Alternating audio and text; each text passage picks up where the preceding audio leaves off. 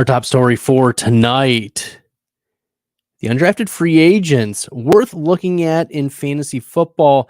We have most of the undrafted free agents signing in place, especially the big name players that ended up not getting drafted, but may end up fantasy relevant for your team as we go on through the summer. They may earn their way onto the 53-man roster and may earn a role.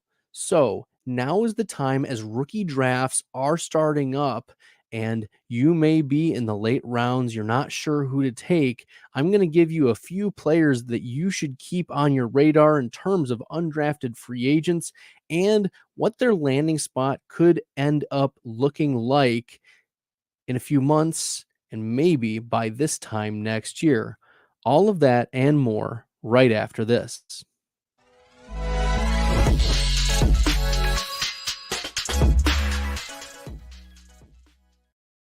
If you missed all the draft coverage that Player Profiler did last week from Thursday through Saturday, you missed out on some of the best programming in the industry. Let me tell you, we had about 15 guys at a house in Pinckney, Michigan, where we rotated through different stations and gave different perspectives and different analysis based on the lens through which each of our analysts were able to look at the draft and give feedback and then in the moment react.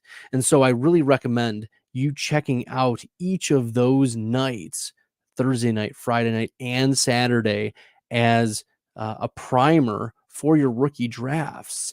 These initial reactions are so important for understanding how are you going to approach your rookie drafts. And yes, there's going to be more analysis, but I don't want you to be paralysis by analysis. Sometimes that's what happens when you end up getting into your rookie dynasty fantasy football drafts that are starting up this weekend, or started up last weekend.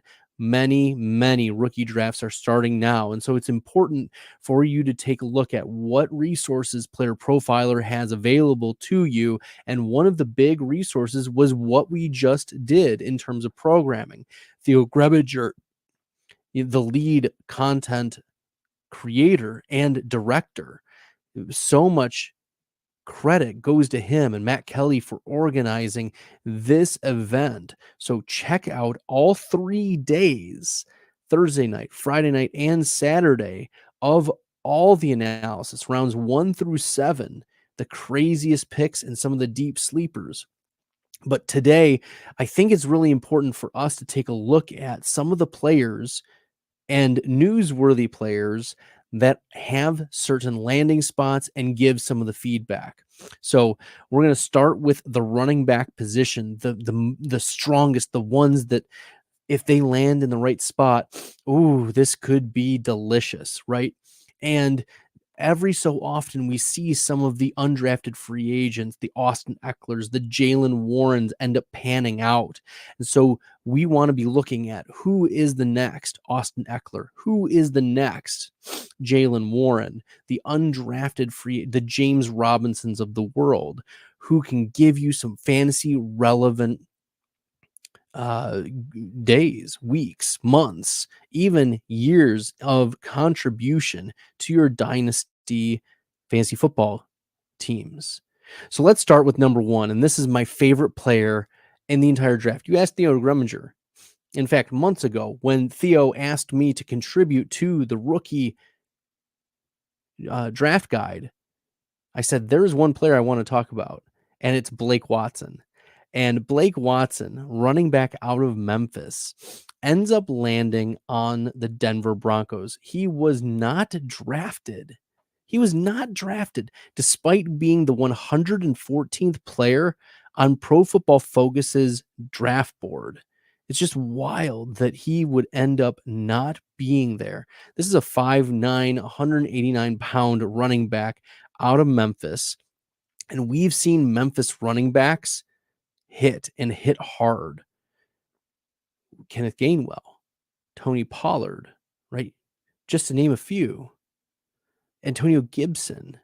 There are others who have had NFL success in the league. And so Blake Watson is one that you should not be ignoring. And I know that he's a very popular third, fourth round pick, et cetera, et cetera. But one of the key reasons Blake Watson is different than my love from last year, Dwayne McBride. I love Dwayne McBride. Everyone and their brother knows I loved Dwayne McBride. But the reason why he is different than last year is because Blake Watson was a player, was a running back, not just used in the running game, but was instead used in the passing game. And among running backs in the 2024 class, Blake Watson had the second most targets, second most receptions, a 1.51 yards per route run, and a 77.8 PFF receiving grade. And there were no running backs who had more than 35 targets to have a higher PFF receiving grade than Blake Watson. So Blake Watson brings to the table his receiving ability. He looks really good. He showed out at his pro day, 4.3940. He's a player that landing on the Denver Broncos could fit really well with another running back who also was drafted by or selected by the Denver Broncos, and that is Audric Estime.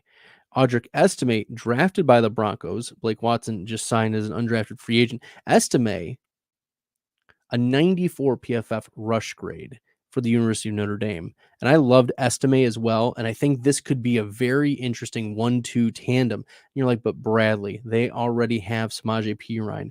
They have Jaleel McLaughlin. They have Javonte Williams. Yeah, well, none of those players are particularly good. Like Jaleel McLaughlin has a little bit of juice to him, but Javonte has dealt with inefficiency and injuries during his career, and Samaje Perine is past the age apex. So we're looking for players who can fit the scheme of a Sean Payton offense, and Sean Payton loves to throw to the running back. And he was looking for a player like a Blake Watson, like a Tyler Beatty, to try to fit that profile. So Blake Watson, who based on the positional players that I'm looking at right now, was the highest among all undrafted free agents that were fantasy relevant on the PFF board. So we want to be drafting a lot of Blake Watson late or picking him up for free after our rookie drafts are over. He is a staple target, especially because of the running back position and what he offers. So we like Blake Watson. Another player at the running back position we should be considering, Cody Schrader. He ends up signing with the San Francisco 49ers. And while Schrader did not have a great pro day, the reality is he ran a 4.61, 42nd percentile 40-yard dash, a 26th percentile speed score, right? 5'9", 202 out of Missouri, not an impressive BMI, and the speed was not there. So Cody Schrader, while it's an interesting landing spot, the 49ers did draft at the running back position as well, and that was Isaac Guerendo, who put up a 999 RAS, relative athletic score. So Cody Schrader, while the landing spot is really nice, and that's why you would pick him up in San Francisco, going to run the dang ball. He's buried on the depth chart behind much more talented. Obviously, Christian McCaffrey is not going to give anything up, but Elijah Mitchell, Jordan Mason, now Isaac Guerendo. Guerendo has a very strong path to being the running back too. Like that's within the range of outcomes. And if McCaffrey ends up being out for any reason, Guerendo could handle, pretty good share, maybe a 50% share. So the pathway for Cody Schrader, not very strong. Then we look at like the rest of the undrafted free agents. It's going to be a hard pathway for these running backs to make it onto the 53-man roster, but we'll talk about a couple more of them. Kendall Milton, 6'2", 225, not a great BMI because of the height. Good weight, though, out of Georgia. And Kendall Milton put up a mediocre 4.6, 240, 61st percentile speed score, a decent burst, but nothing that was exceptional. And typically these types of players, to be a successful running back in the NFL, you need a lot of things to go right. But you also, like, what's going to separate you from someone else? You need one skill. Like, if you want to be at least a role player in the NFL, you need one talent. And right now, Kendall Milton, like, maybe it's the burst, maybe, just maybe. But when we look at a player like a Khalil Herbert, for instance, like, very underrated, but he had an off the charts agility score. And that's what we want to be digging deep for, is these 85th, 90th percentile skill sets that maybe it's only one of them that sticks out, whether it's speed or burst or strength or agility. Like, if we're looking for just one of those, unfortunately, Kendall Milton is not hitting those big time thresholds that can separate him in some aspect of the running game. So Kendall Milton, while landing on the Philadelphia Eagles. The Eagles also drafted Will Shipley. They have Kenneth Gainwell. They signed Saquon Barkley to a massive deal. So at best, Kendall Milton is the running back 4, 5 on this Philadelphia Eagles team. Austin Jones out of USC lands on the Commanders. The Commanders addressed the running back position this offseason by signing Austin Eckler. But really, there wasn't much else that Washington did in terms of, they have Brian Robinson, Antonio Gibson left for New England, and you've got Chris Rodriguez there, who breaks a lot of tackles, but was pretty inefficient during his rookie season. And so Austin Jones backed up Marshawn Lloyd, and he's got a little bit of juice, this Austin Jones. Only 84 rushes last season for USC, 466 yards on the ground, 7 touchdowns. He is a little older. He just turned 23. But over the last 2 seasons for USC, he had at least an 80 PFF rush grade, and he's a capable pass catcher. So we like a lot of the small contributions that Austin Jones brings to the table. Unfortunately, we don't have a lot of workout metrics for Austin Jones available to us right now, but he is a player that, if you want to take a shot on maybe a running back 3, a player who may be able to spill an Eckler or a Brian Robinson, right? Eckler could just completely fall off the face of the planet, and then they just want to see what they have in more Brian Robinson. And then I think the depth chart is pretty open behind Eckler. So Austin Jones, an eyebrow-raising player that didn't get a lot of usage at USC. The most rush attempts he had was 135 in 13 games. So he was at best a rotational running back, but pretty efficient. About 5 yards a carry each of the last couple seasons for USC. So that's more intriguing to me, Austin Jones, than Kendall Milton in terms of landing spot and what he can bring to the table. So we'll move on to George Hanani. Hanani played at Boise State, signs with the Seattle Seahawks per Mike Garafolo. And looking at the workout metrics that Hanani put up, this is the type of player that we're very interested in terms of what is exceptional, right? A 72nd percentile 40-yard dash. That's pretty good. 65th percentile speed score. We're not too worried about it. But here's the kicker. This is why I'm very interested in George Hanani. 92nd percentile burst score. As I said earlier, the key is finding a running back who can do at least one thing excellently, right? We are more than a standard deviation outside of the average in terms of George Holani's burst score. Now, it's completely different for the agility. He's just not agile. But the burst, if you can get a burst out there, and Seattle, looking at what they've done at the running back position, they drafted Kenneth Walker a couple years ago in the second round. Then they went with Zach Charbonnet last year. And George Holani is a player that could work his way into an RB3 type of role behind Charbonnet and behind Kenneth Walker. So I like the George Holani pickup, even though he was not on the PFF board. The last 2 seasons, he averaged just under 100 rushing yards per game. And he had 24 and 17 receptions each of the last 2 seasons. So yes, an older running back, but a player that does bring a lot to the table. And I'm excited to be picking up Holani in the free agency, because I assume he's not going to be drafted by your fellow league mates in the rookie draft. So pick up George Holani. Before we get into a few more possibly fantasy relevant undrafted free agents, let's hear a word about our Dynasty Deluxe.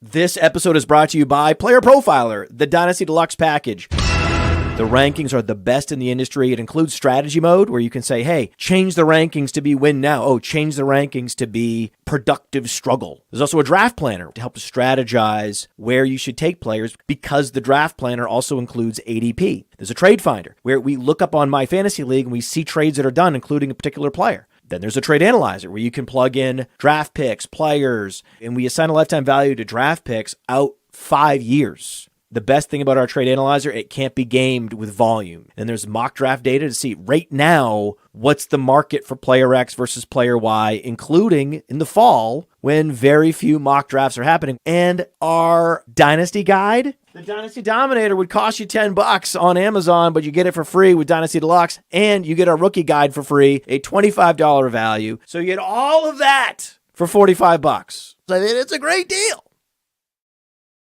That's right. Get your Dynasty Dominator and Dynasty Deluxe today. Make sure you're getting it today. We're going to go through a couple more positions just of players to keep on your radar in terms of fantasy relevant players.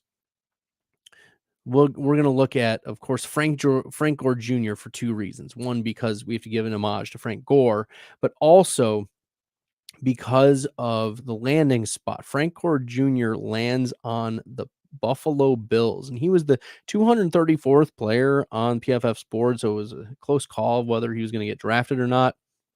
But the best comp for Frank Gore Jr. on Player Profiler is Kenneth Dixon.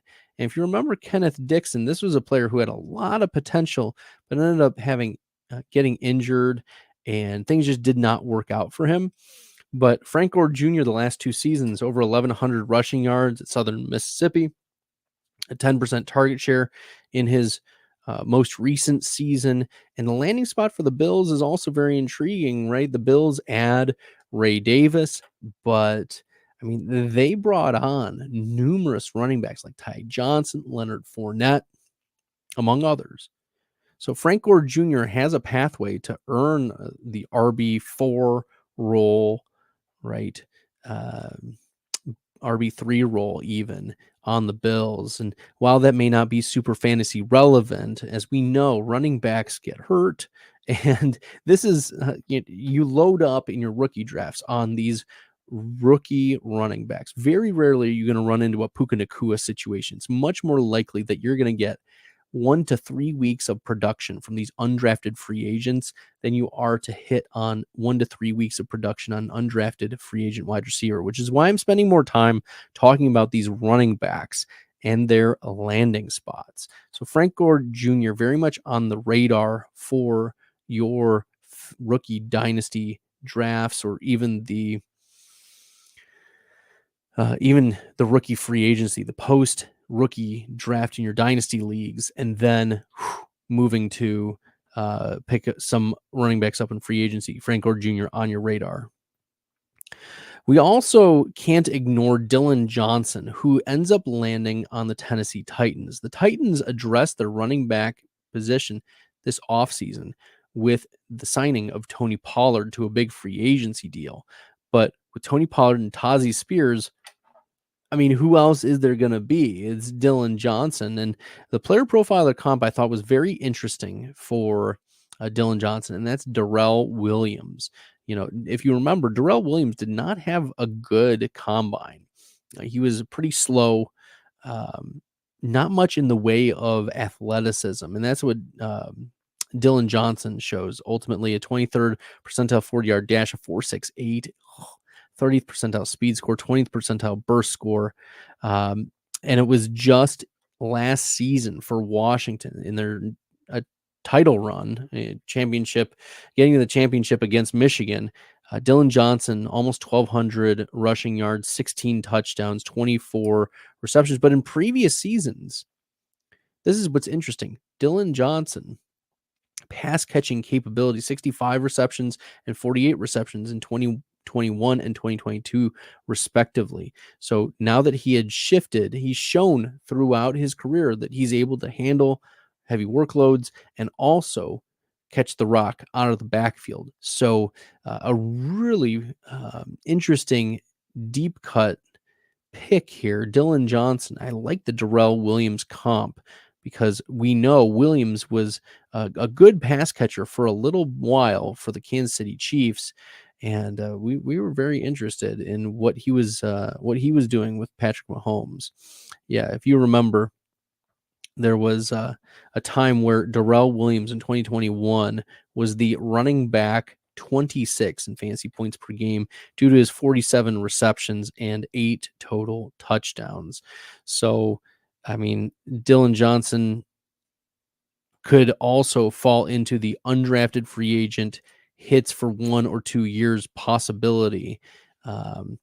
And that could work with the Titans. Ultimately, Tazi Spears has no ACLs, and Tony Pollard is coming off one of the most inefficient seasons we've ever seen from a running back who didn't lose his job. So Dylan Johnson, a player that was 209th on the PFF board, should be on your deep rosters. It should not be left in free agency in your in the rookie draft season.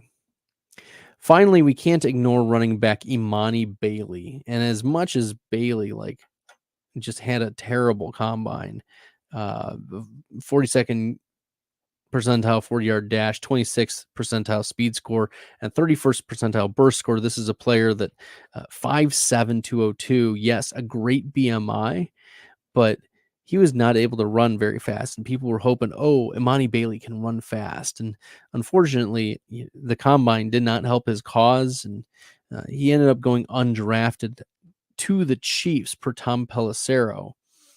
So, Imani Bailey, given the landing spot, is certainly interesting despite the poor metrics. If Isaiah Pacheco gets hurt, they're going to look for a rough and tumble type of running back. And the Chiefs really didn't address the running back position, this offseason. So is it Jerick McKinnon reprising his role? Clyde Edwards-Helaire is also there, kind of that bowling ball type, similar to Imani Bailey. But maybe they wanted a shift after what they'd seen from Clyde Edwards-Helaire the last couple of years. So Imani Bailey, a player that we should not be ignoring as well. We'll also look at shifting gears to wide receiver. Isaiah Williams, 144th on PFF's board, goes undrafted though.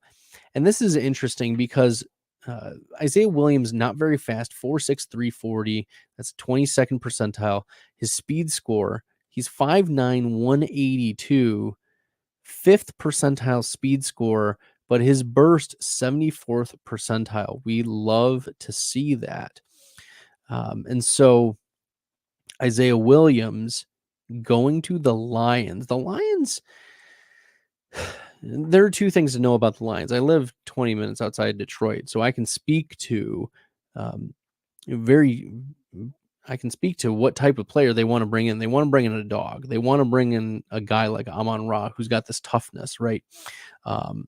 And they have a certain mold that they're looking for as their support receiver. We saw that from Khalif Raymond. We saw it from Josh Reynolds. Reynolds is now signing in Denver. Isaiah Williams, while he doesn't have great speed, I mean, Khalif Raymond had speed, but Josh Reynolds was nothing special. And so the question is Isaiah Williams going to be able to carve out a meaningful backup role here? And I think there is opportunity. Jameson Williams has disappointed. And while I don't think that he's going to overtake JMO, it's very interesting that Isaiah Williams gets a pretty nice landing spot. Coming out of Illinois, 1,000 receiving yards last year on 82 receptions in 12 games. So we're talking, almost 7 receptions per game, and about 80 receiving yards per game for Illinois.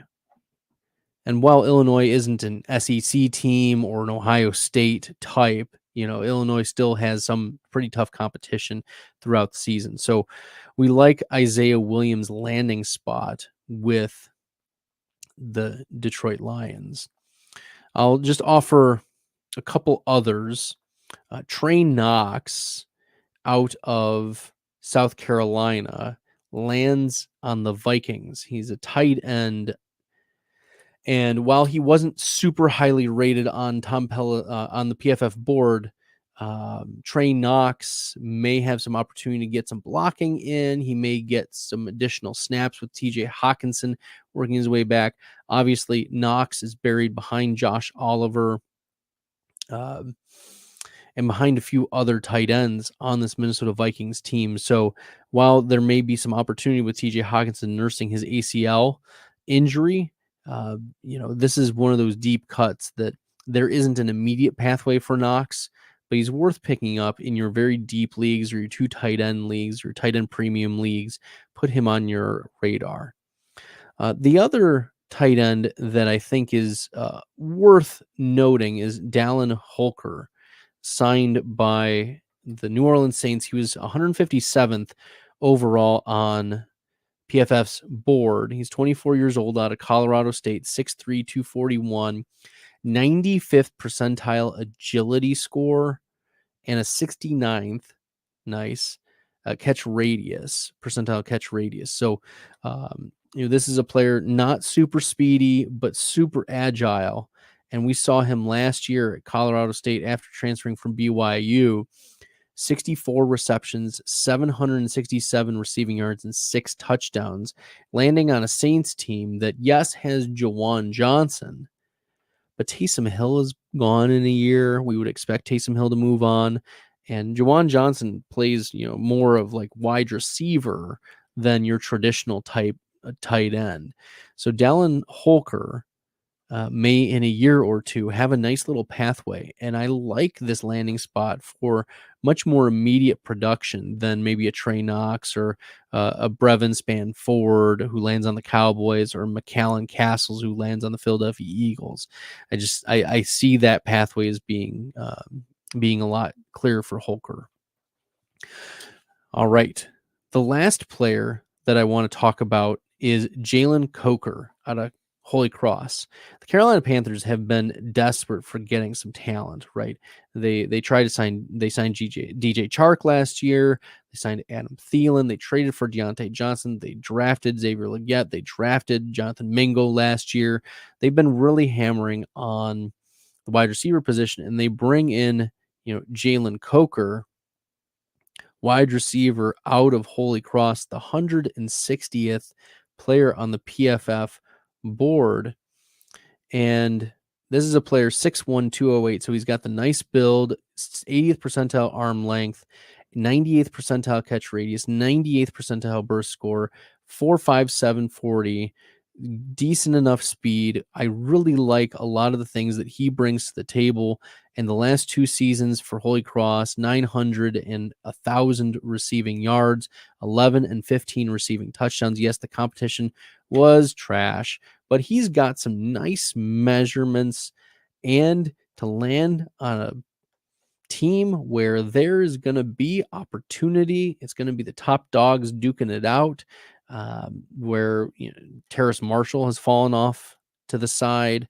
There is a pathway for a fresh GM, a fresh coach to look at Jalen Coker and say, you know what, this is a guy who maybe can be our wide receiver 3. Maybe this is a guy who can be our wide receiver 4, a rotational player, a deep threat. A player who can go up and get a ball. 6'1", 208. We like that. And big arms, big bodied player. So, don't leave Jalen Coker just hanging out, especially if you want to be addressing the wide receiver position in your rookie dynasty drafts. All right, everyone, make sure you're checking out Player Profiler, all the things that we're doing in preparation for your dynasty drafts and your rookie drafts, and hopefully this undrafted free agent drive-by in the Player Profiler today and Player Profiler newsroom video will help a lot. So my name is Bradley Staller. You can follow me on the X Machine. You can look at all my work on Player Profiler. I run the news desk as well. Make sure you guys are checking out playerprofiler.com/news, where you can get all of the important news for your fantasy teams. And until next time, everyone, good luck in your rookie drafts. Hey, I want to take a moment to thank you for tuning in. It's important to me that all of our media be free. This is only possible because of you allowing a true independent sports media enterprise to thrive unlike any other in the business. So please subscribe to the All In Package to continue to make all of this possible, to ensure that all of our stats, information, data, content is available to you, especially you, the people that get the site and get the show.